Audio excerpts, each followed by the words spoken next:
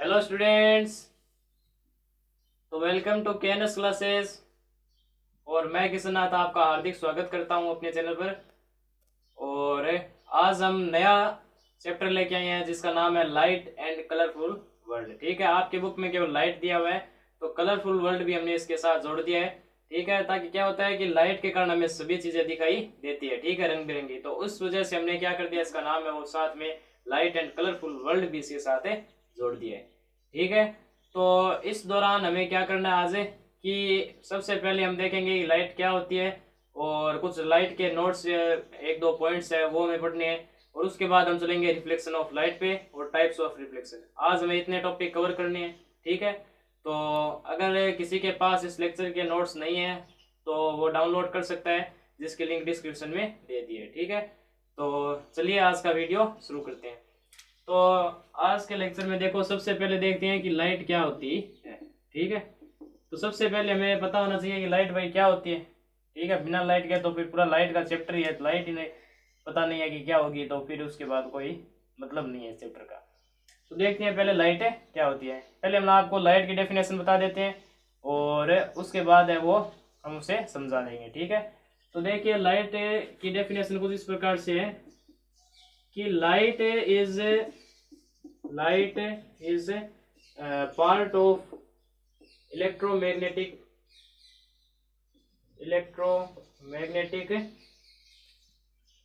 spectrum whose wavelength is lies between 4000 angstrom to 7600 angstrom and help us in see to various objects। ठीक है, तो ये light की correct definition है। ठीक है, तो ये लाइट की आपकी करेक्ट डेफिनेशन है क्या है कि light is part of electromagnetic spectrum. देखो इलेक्ट्रोमैग्नेटिक स्पेक्ट्रम क्या है, एक स्पेक्ट्रम है जिसके अंदर बहुत सारी रेज का क्या है कॉम्बिनेशन है। ठीक है, गुच्छा है। तो इसके अंदर बहुत सारी रेज आती है, जैसे एक्स रेज है, गामा रेज है, बीटा रेज है, इंफ्रा रेज है, अल्ट्रावायोलेट रेज है, और ये आपकी विजिबल रेज भी आती है जो लाइट हम पढ़ रहे हैं। ठीक है, तो ये भी इसके अंदर शामिल है। तो ये भी क्या हो गया, एक इलेक्ट्रोमैग्नेटिक स्पेक्ट्रम का पार्ट हो गया। ठीक है, जिसकी जो वेवलेंथ होती है, ठीक है, तो जो वेवलेंथ है वो आपकी क्या होती है 4000 एंगस्ट्रॉम से लेकर 7600 एंगस्ट्रॉम के बीच में होती है। ठीक है, तो ये आपकी क्या है इलेक्ट्रोमैग्नेटिक स्पेक्ट्रम का एक पार्ट है जिसकी वेवलेंथ है वो 4000 एंगस्ट्रॉम से लेकर 7600 एंगस्ट्रॉम के बीच में होती है और हमें वेरियस ऑब्जेक्ट को देखने में मदद करती है। ठीक है, तो ये इसका डेफिनेशन होगी। अब इसकी अगर कुछ प्रॉपर्टीज देखें तो प्रॉपर्टीज में देखो सबसे पहला आपका आता है कि light travels in straight line. ठीक है, लाइट क्या होती है स्ट्रेट लाइन के अंदर ट्रेवल करती है। ठीक है, ट्रेवल्स इन स्ट्रेट लाइन, यह आपकी डेफिनेशन हो गई। और इसे हम बोलते हैं रेक्टिलिनियर प्रोपागेशन। ठीक है, रेक्टिलिनियर प्रोपागेशन। तो ये आपकी क्या है डेफिनेशन है इसकी रेक्टिलिनियर प्रोपागेशन की, क्या कि लाइट है वो ट्रेवल्स इन स्ट्रेट लाइन या फिर स्ट्रेट पाथ भी आप कह सकते हैं। ठीक है, तो एकदम स्ट्रेट लाइन और स्ट्रेट पाथ के अंदर क्या लाइट है वो ट्रेवल करती है और इसे क्या बोला जाता है रेक्टिलिनियर प्रोपागेशन बोला जाता है। ठीक है, तो एक तो आपकी प्रॉपर्टी ये होगी। सेकेंड है light does not need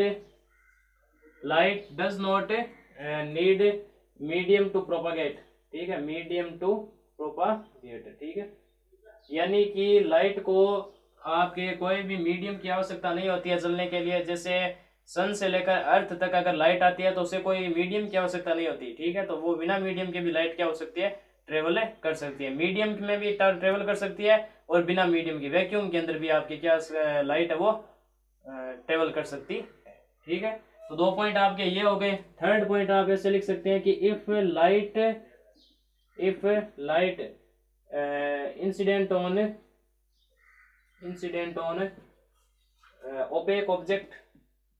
opaque objects then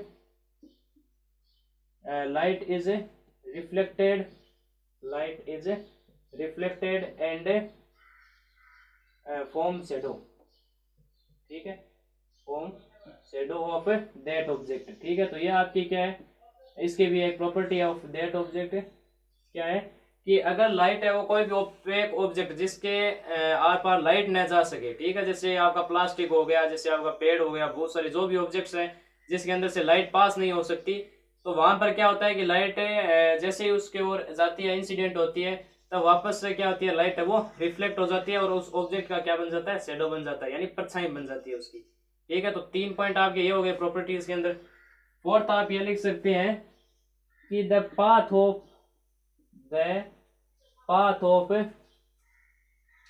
light is known as ray, ठीक है। लाइट का जो पाथ होता है, किस रास्ते से वो चलती है, तो उसे बोलते हैं रेज, ठीक है, उसे क्या बोलते हैं, रे बोलते हैं एक।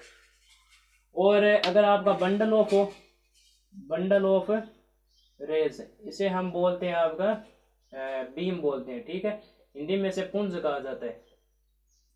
तो लाइट का जो पाथ है उसे तो हम बोलते हैं रे, और अगर कॉम्बिनेशन हो बहुत सारी रेज का तो उसे बोलते हैं हमें बीम बोलते हैं, ठीक है, जिसे हिंदी में पुंज कहते हैं। तो ये आपकी हो गई 5 पॉइंट हो गए। छठा पॉइंट आप लिख सकते हैं स्पीड ऑफ लाइट, ठीक है, स्पीड ऑफ लाइट है, यानी कि लाइट की स्पीड क्या होती है, तो लाइट की स्पीड को हम रिप्रेजेंट करते हैं कैपिटल सी से, और इसकी वैल्यू होती है 3 × 10⁸ मीटर पर सेकेंड। तो ये लाइट की स्पीड होती है, बहुत ज्यादा स्पीड है, 3 × 10⁸, ठीक है। तो ये आपके इतने पॉइंट्स हो गए। तो 6 पॉइंट्स हैं और लाइट की डेफिनेशन है। तो लाइट की डेफिनेशन हमने आपको बता दी कि इलेक्ट्रोमैग्नेटिक स्पेक्ट्रम का पार्ट है जिसकी वेवलेंथ है वो 4000 एंगस्ट्रॉम से लेकर 7600 एंगस्ट्रॉम के बीच में होती है, और वेरियस ऑब्जेक्ट्स को देखने के लिए हमें सहायता देती है। फिर हमने प्रॉपर्टीज पढ़ी कि लाइट है वो हमेशा ट्रेवल करती है स्ट्रेट लाइन के अंदर, इसे रेक्टिलिनियर प्रोपागेशन कहा जाता है। सेकंड पॉइंट हमने पढ़ा कि लाइट है तो लाइट को चलने के लिए कोई मीडियम की आवश्यकता नहीं होती, वो मीडियम में भी ट्रेवल कर सकती है एज वेल एज वैक्यूम में भी ट्रेवल कर सकती है। थर्ड पॉइंट हमने बताया कि अगर कोई भी लाइट है वो आपकी ओपेक ऑब्जेक्ट है जिसके अंदर से लाइट है वो पास ना हो सके, तो उसके अंदर अगर इंसिडेंट होती है तो वो लाइट है वो रिफ्लेक्ट हो जाती है और उस ऑब्जेक्ट का क्या बनता है, शेडो, यानी परछाई बनती है। फिर जैसे फोर्थ पॉइंट है तो the path of light is known as ray, यानी कि किस पाथ से लाइट है वो क्या हो रही है, जा रही है, तो उस पाथ को क्या बोलते हैं, हमें रे बोलते हैं। और बहुत सारी अगर रेज हम मिला दें तो उसे बोलते हैं बीम, ठीक है, बंडल ऑफ रेज को हम बोलते हैं बीम। सिक्स पॉइंट है आपका स्पीड ऑफ लाइट, तो स्पीड ऑफ लाइट होती है 3 × 10⁸ मीटर पर सेकेंड, ठीक है। तो ये आप इतना नोट कर लीजिए, फिर हमें आगे चलते हैं, कर लीजिए।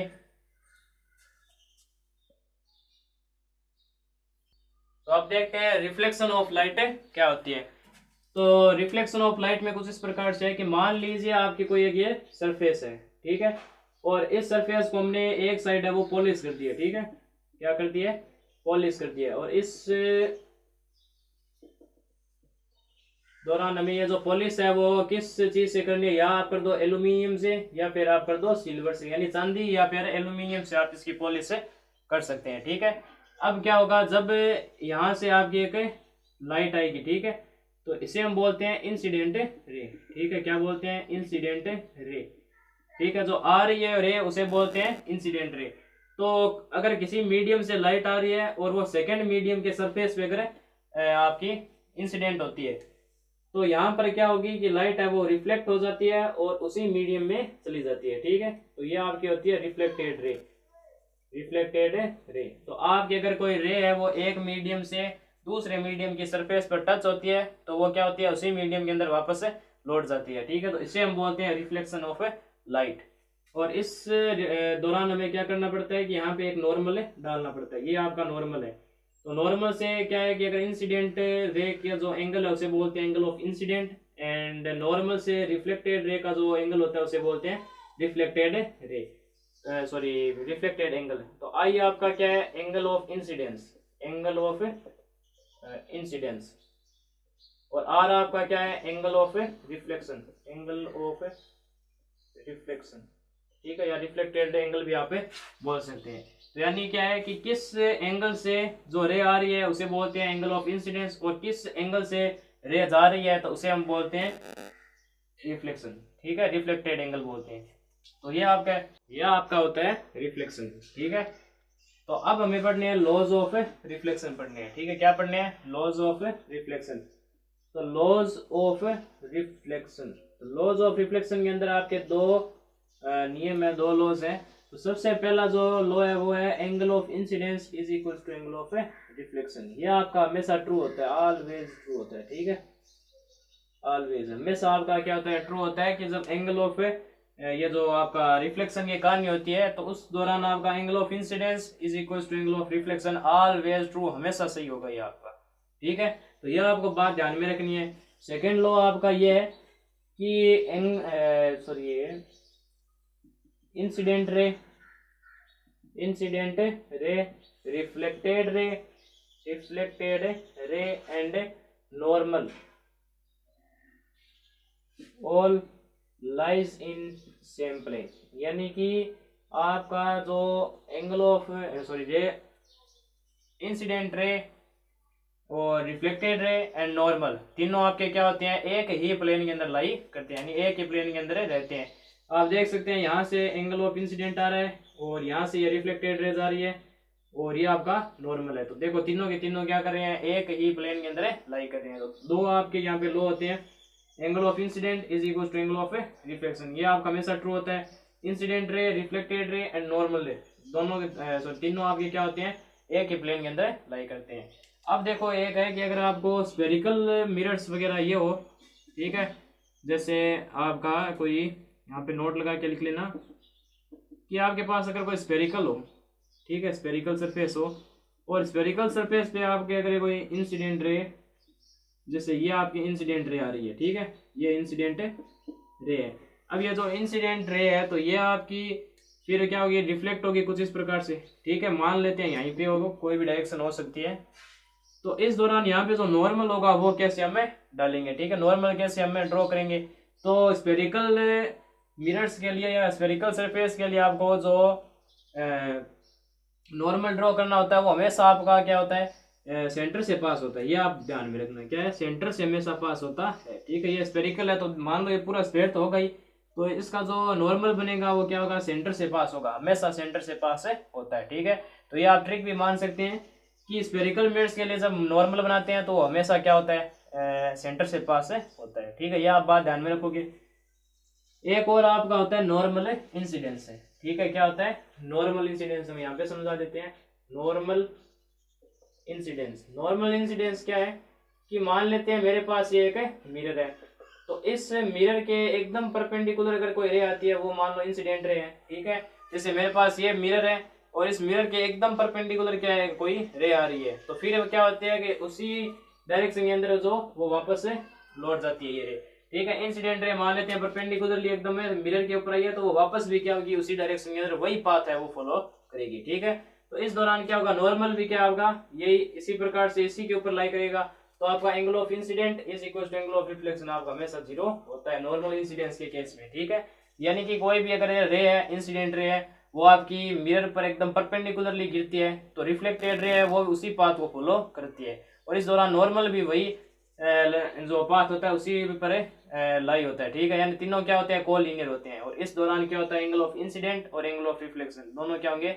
0 होंगे, क्योंकि क्या है कि कोई इंसिडेंट जो रे है वो नॉर्मल के साथ 0 एंगल बनाएंगे, क्योंकि उसी के ऊपर क्या है? यही नॉर्मल, यही इंसिडेंट रे, यही रिफ्लेक्टेड रे, तो तीनों एक के ऊपर एक है, तो यहाँ पे कोई भी आपको एंगल प्राप्त नहीं होगा, ठीक है।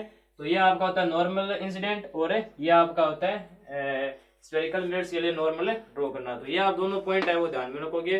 तो ये तो आपको स्पेशली ध्यान रखना है, स्फेरिकल मिरर्स आएंगे तो हमेशा आपका फॉलो होना ही होना है, ये तो आपका, ठीक है। तो ये एक आप ध्यान में रखेंगे। तो अब हम आगे चलते हैं, उससे पहले आप ये नोट कर लीजिए। तो अब हमें पढ़ना है types of reflection of light, यानी रिफ्लेक्शन के कितने टाइप से होते हैं। तो रिफ्लेक्शन के टोटल टाइप्स होते हैं आपके 2, ठीक है, 2 टाइप्स होते हैं। सबसे पहला आपका है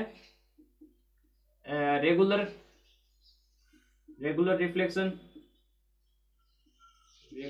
रिफ्लेक्शन और सेकंड आपका होता है इरेगुलर, ठीक है, इरेगुलर, या फिर इसी को आप डिफ्यूज्ड भी बोल सकते हैं, ठीक है, डिफ्यूज्ड रिफ्लेक्शन। दोनों का मतलब एक ही होता है, वो मतलब अभी समझते हैं हमें, ठीक है। तो इरेगुलर बोल दो या फिर डिफ्यूज बोल दो, दोनों का मतलब एक ही है। ठीक है, अब मीनिंग समझते हैं क्या है। देखो रेगुलर के अंदर कुछ इस प्रकार से होगा कि मान लेता हूँ मेरे पास ये आपकी सरफेस है, ठीक है, और इसे पॉलिश किया गया है, ठीक है, एकदम स्मूथ बना दिया, एकदम स्मूथ बना दिया इससे प्लेन को, यही खास बात होती है इसकी। और यहाँ पर मान लेते हैं कुछ आपकी इंसिडेंट रेज आ रही है इस प्रकार से, तो जो आपकी इंसिडेंट रेज है वो, ठीक है, तो यह आपकी क्या है, इंसिडेंट रेज इस प्रकार से आ रही है। तो रेगुलर रिफ्लेक्शन के अंदर क्या होता है कि जो रिफ्लेक्टेड इंसिडेंट रे है वो क्या होती है, एक फिक्स डायरेक्शन के अंदर, ठीक है, सभी रेज है वो एक फिक्स डायरेक्शन के अंदर क्या होती है, वापस से लौट जाती है। ठीक है, अगर आपका जो सरफेस है वो क्या हो, रेगुलर हो, यानी कि एकदम स्मूथ हो, तो उस कंडीशन के अंदर जो जितनी भी इंसिडेंट रहेगी वो एक फिक्स डायरेक्शन के अंदर है वो लौट जाएगी। ठीक है, अब देखते हैं इरेगुलर और डिफ्यूज रिफ्लेक्शन क्या होता है। तो इसके अंदर क्या होता है, जो सरफेस होती है वो इरेगुलर होती है, यानी कुछ खुरदरी होती है। ठीक है, तो यहाँ पे सरफेस खुरदरी होती है और यहाँ पर जो इंसिडेंट रेज आपकी आ रही है, ठीक है, वो एक फिक्स डायरेक्शन के अंदर नहीं जाती। ठीक है, डायरेक्शन में अलग अलग डायरेक्शन में फैल जाती है। ठीक है, कहीं कुछ जगह पे, कहीं कुछ जगह पे, इस प्रकार से आपकी ये रेज है वो फैल जाती है। तो यही मेन है कि रेगुलर रिफ्लेक्शन के अंदर जो सरफेस होता है वो एकदम प्लेन और एकदम स्मूथ होता है, उस वजह से जितनी भी इंसिडेंट रेज आ रही है वो क्या होती है, फिक्स डायरेक्शन के अंदर वो लौट जाती है।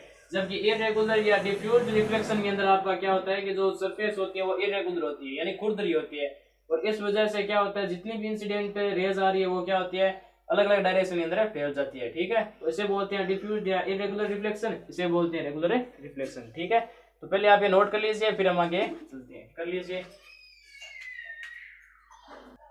तो आज का लेक्चर यहीं पर ही करते हैं समाप्त, और जितनी भी रिफ्लेक्शन के ऊपर बात हो सकती थी वो हमने कर दी है, और इतनी आपके बुक में दी गई है।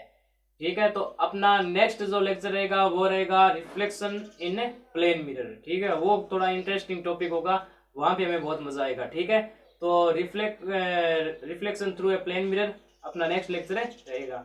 ठीक है, तो तब तक के लिए पढ़ाई करते रहें। जय राजस्थान।